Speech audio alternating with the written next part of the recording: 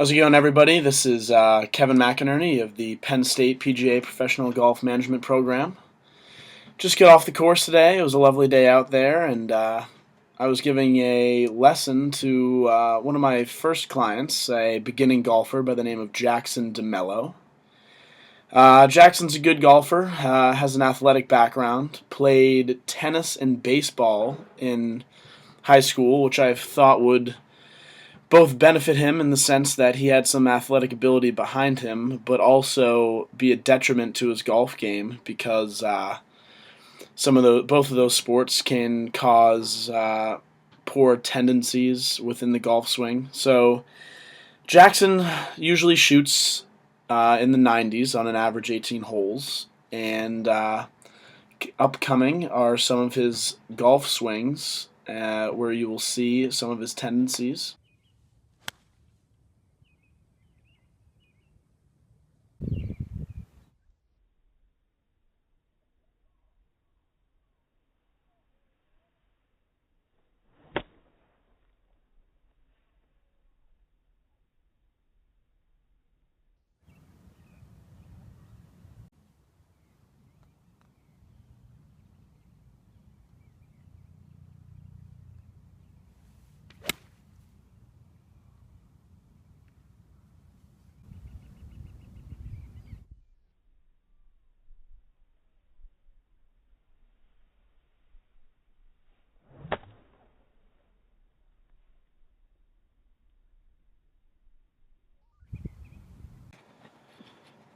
Immediately upon working with Jackson, during our first lesson, I took note of some of his swing tendencies. When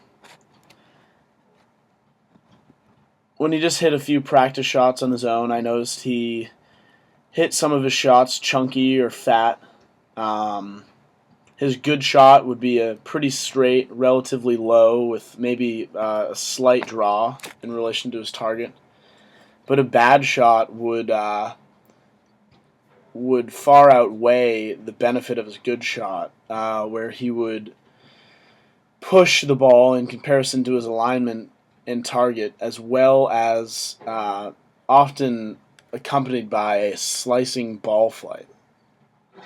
So some of the things that I wanted to address with Jackson were some of the ball flight laws, which I stressed throughout our lessons together. I wanted to pay special attention to his centeredness of contact, which I often noticed was off the toe as a result of his over-the-top swing path. His coming over the top, I thought, was a result of kind of rotating or spinning his upper body too soon in relation to his lower body. This was something that I kind of addressed and tried to take care of by demonstrating a drill that I learned a few years ago by attaching a rod across the plane of your shoulders. And because I noticed that his shoulders were often open in comparison to his club face and his target.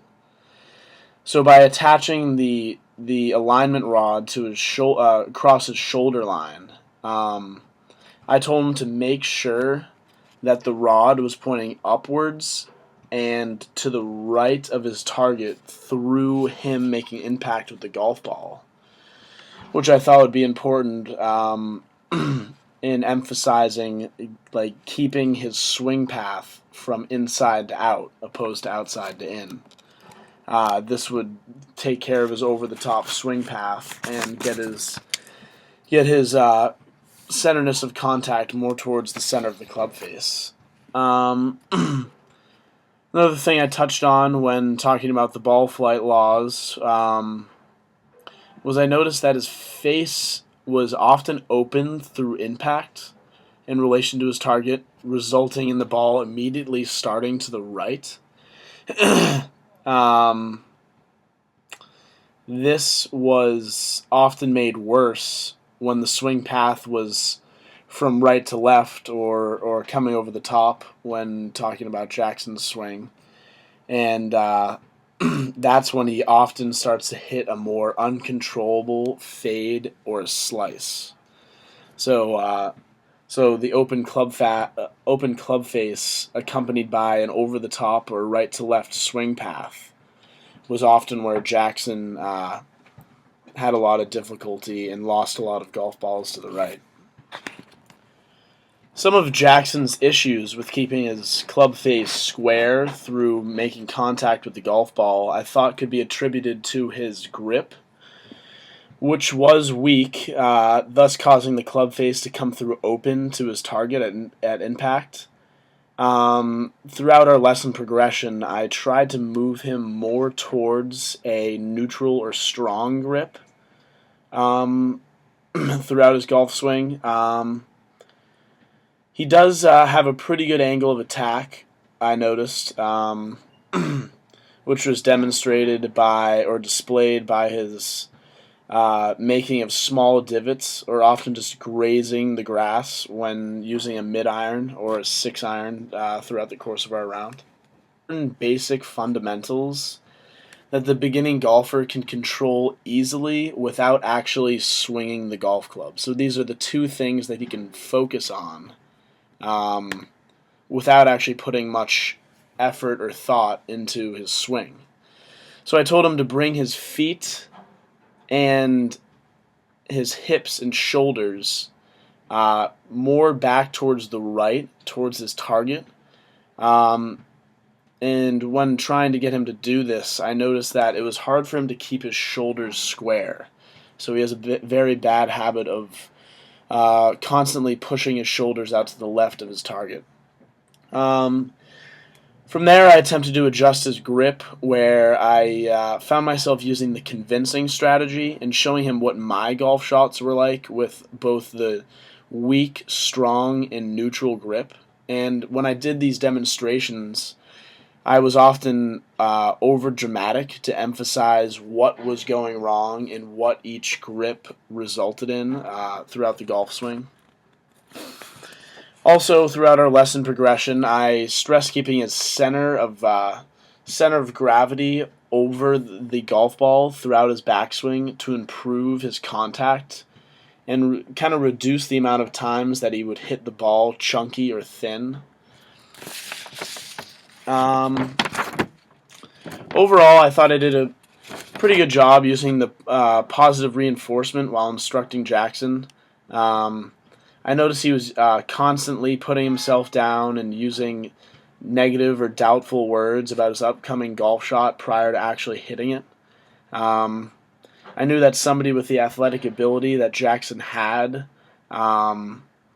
this was kind of a difficulty and hindrance to his golf game, considering that he does have the capability to play pretty well. I thought I also did a good job at beginning by asking what he thought about his swing tendencies and then kind of keeping that in my mind as I compared them to what he actually did. I also thought I did a good job using his pre-athletic experience to his benefit when activating some of his important body parts during the golf swing, keeping his upper body and lower body in sync, and kind of using his hand-eye coordination to his benefit throughout the golf swing. And lastly, I thought I did a good job by leading by example. I thought that I noticed that he observed intently when I was hitting golf shots, and I think that it kind of acted as a motivator and a good example for him when applying those thoughts and images to his own swing. Some things I kind of did negatively were sometimes make fun of him because he's my good friend and he often hit lousy golf shots. He did have a difficulty staying focused, which I also thought could be attributed to the fact that we were good friends and slightly goofing off. But I also thought that kind of helped set the mood of the lesson, because something that I learned through doing this project is that giving lessons is a lot about interaction and the more of your lesson that you can spend enjoying with the person that you're instructing is often more efficient. And when I was engaging with Jackson, I kind of noticed that he was learning more rather than just beating balls aimlessly. So overall, I thought it was a good experience, and I look forward to working with more beginning, intermediate, and advanced golfers in the future. And I look forward to seeing you all soon.